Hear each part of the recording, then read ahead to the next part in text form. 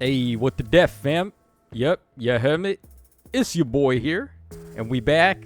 You know what it is already. We got some more fake content for y'all. Now, the video that I was planning to make today, I actually am not going to make because our friend here, Super Goopo, on the subreddit has made this post right here showing that Noire and Metode have the exact same stats for the most part. So my plan today was to do a builds video for Noire, but there's really no point because I already did a builds video for Metode, and every single build I showed off for him is going to apply to Noire as well. If you would like some more insight on that, the video is right here. It's titled, Forecast says it's going to be meh today, as a reference to Metode. I'm so smart, man. Look at my pun skills are off the charts here, fellas. Yeah, but also what I said about Metode is that Pon is just better. And unfortunately, that seems like that's going to be the case for Noire as well. Pon is just better because he's got a preference weapon, unfortunately, for these two. And his preference weapon's actually pretty good. So no builds for Noire, unfortunately, but they already exist on the other video. So let's go ahead and take a look at some other posts on the subreddit that I wanted to highlight today instead. And I'm not sure what the reception of this video is going to be. We're just having like a chill time surfing through the subreddit, seeing what's going on. Okay, so here is a video that I've actually wanted to highlight for quite some time. You guys know me. I'm like the 8th Raids defense guy. Or at least according to Joel. I don't know. I disagree with that. I think a lot of my defenses actually suck. It's just more so a point that I get very lucky with the people that fight me. And they're not really good enough to be able to break through what I'm using. But this setup in particular, I want to really throw a highlight to this one because this was invented by a Japanese player who is very famous over in Japan. I'm not exactly sure what his name is. All I know is that it's a Japanese whale copy pasta. Now, this defense has actually been going around for quite some time. I did a video with Joel not so long ago. I was trying to do an offensive help tutorial guide for a lot of players that are struggling in 8th Raids offense. And in that video, I ended up fighting this exact team, and I blew it away with Emblem Sigurd. Unfortunately, though, my OBS crashed in the middle of recording, so the video file got corrupted and I couldn't upload it. But Joel can co-sign this. I fought this defense and I blew it away with Sigurd. You're just going to have to take our words for it. But yeah, I mean, this is a very nasty defense. And if you want a better in-depth look at what's going to happen here, go ahead and take a look at this. So Asher Faye, very nice dude. I actually like Asher quite a lot. He comes to the live streams and he comments on the videos. So Asher is definitely one of the OGs in the community. So he fought this defense as well. Now, it's not the exact same as the one that we're seeing over here on the subreddit. This one's a little bit different. But for the most part, it's the same copy pasta. So we can just go ahead and quickly... I'm going to turn on the speed up here. Yeah, let's get this to like double speed, and then we will take a look at what happens. All right, also, by the way, definitely subscribe to Asher and check out his videos. He plays 8th Raids pretty much every day or every other day. And he uploads a video. So he's like the new school Wylia, I guess. If you were into Wylia's content, this will definitely be right up your alley. Alright, so he's got his setup here meant to defeat these corner balls. He's got his Thea, the Ice Tribe Thea, who is providing brave attacking to his Nino, who is going to be his wall breaker here. He's also got Crom, so he's got two possible wall breakers. We have the Attuned Nino and also Brave Crom. Both are pretty solid against armors, especially if they're getting brave attacks. And as you can see here, he's showing off the builds. So unequipped weapon on Peko Mama, as well as unequipped weapon on King Freyr. So what that means is that they're just going to continue to spam rally skills over and over, and they're not going to break formation. And then Ashnard is in slot 7, so he's not going to move. He's just going to constantly end his turn. So, if you think you can bait this team, you can't. None of these units are actually going to move. They're just going to stand their ass right there and wait for you to try to break through them, if that's even possible. So, we also have Ectordeer here, granting some support. He's giving, like, super bonus doubler to everybody. So, let's see how hard it was for Asher to do something about this. And as you see right there, they don't move in to attack Crom. They just stay in the corner and set up. All right, so Thea, of course, is granting Brave attacking here to Nino. We can fast forward a little bit more to the turn where they start trying to attack. And as you can see, Chrom with Brave attacking has no chance against Marnie. He's even effective against armor, too, and he still can't do anything to her. And then, of course, Fiorm is, like, indestructible against range units. There's only, like, 1 or 2 range units that can even threaten Fiorm, and those are Fogato and Brave Bernie. And I guess the brand new Ninja Lucina, I guess she counts as well. But it's really tough to break through Fiorm, especially when she's got Hardy Bearing. So what that means is you have to somehow live against her first Ice Mirror, which does reflective damage to how much damage you just did to her on your attacks. And then your attacker is probably going to get deleted by that. So one possible option is to just toss Miracle onto Brave Bernie or Lucina or whoever, like Fogato, whoever your attacker is going to be to try and break through. But yeah, as we can see, this is basically just an updated version of the corner ball. Because the good news here is that instead of having the corner ball with 4 units on the right side on the lava map, over here on this map, you're getting a full-on 7 units that are just not going to break formation. So they're spamming assists and like support and all that. Ashnard's giving support, Seteth's giving support, Timera's giving support. Hathorun and, of course, King Freyr are giving a lot of support. So you're really shit out of luck trying to break through this unless you have some really hardcore wall breaker setup, which not a lot of people really run for Aether Raids.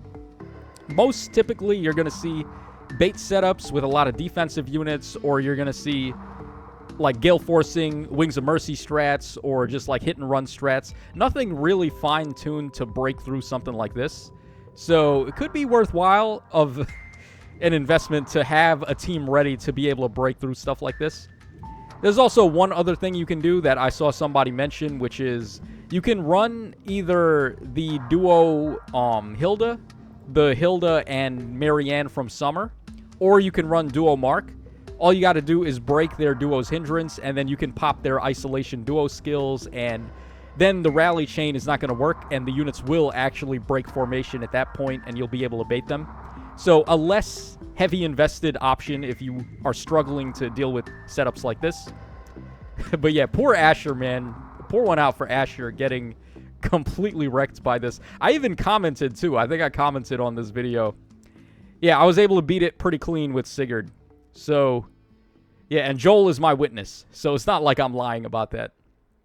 All right, so there we go with that defense. Whale defense from Japan.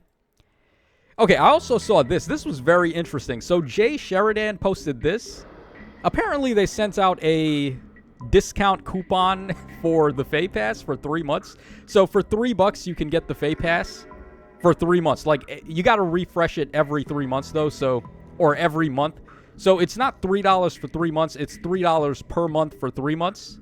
So in total, it would be like the cost of 1 Fay Pass, but you're getting 2 free Fay Passes in the process. It's like a buy one, get 2 free.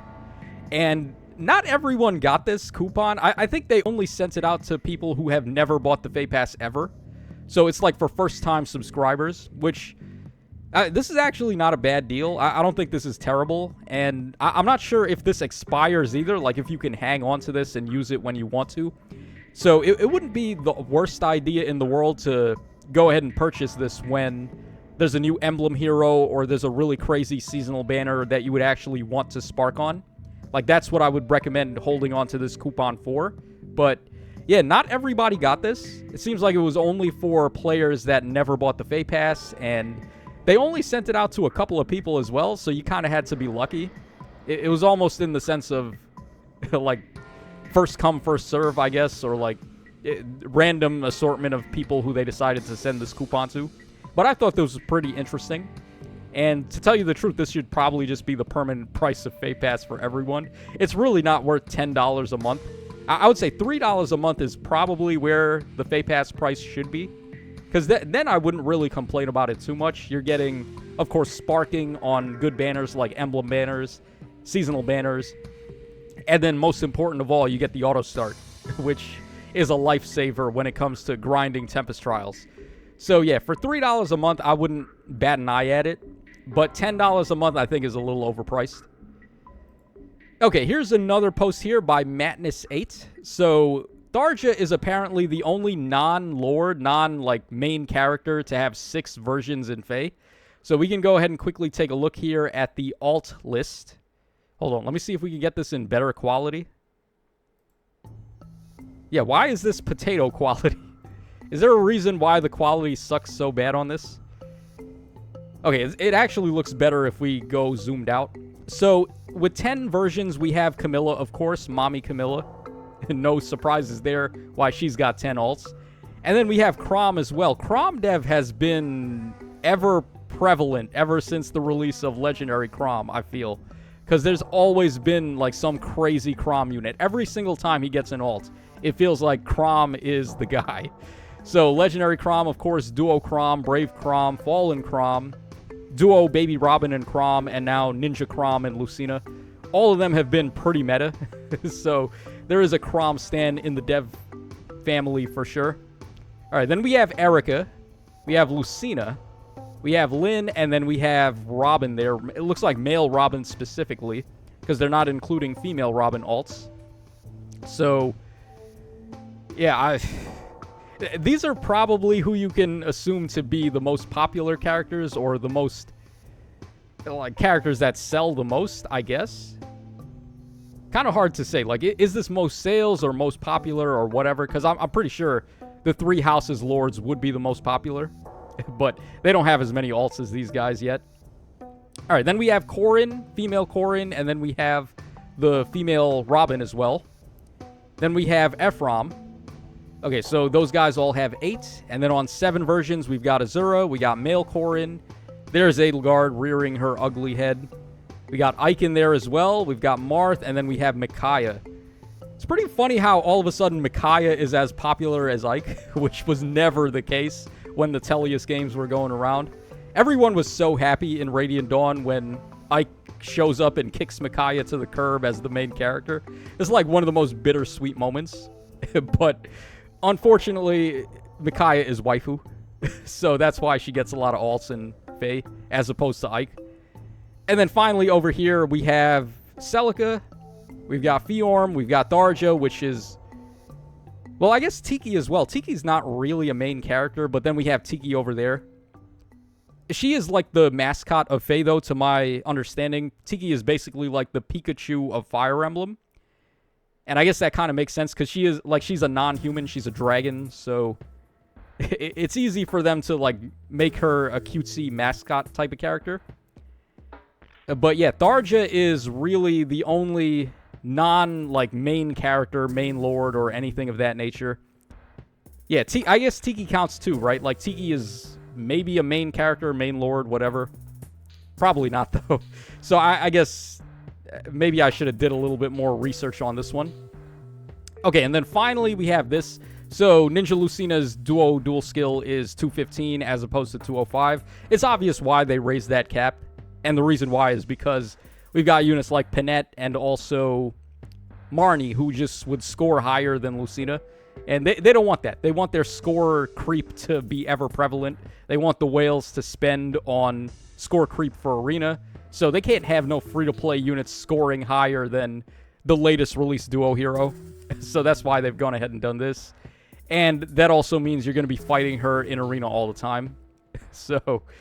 yeah, there you go. Get used to seeing that Ninja Lucina in Arena, because she's probably going to be pretty common from the whale community.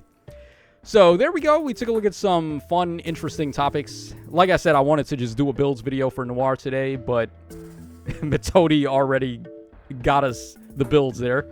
So yeah, if you like content like this, I don't know how many people are interested in this. Like, just, I guess, like a more chill video. We just, like, take a look at recent and current events that people are talking about. Maybe I could do this, like, once every so often when there's not much going on. But, yeah, let me know in the comment section down below what you guys think. And I will catch y'all again on the flip side.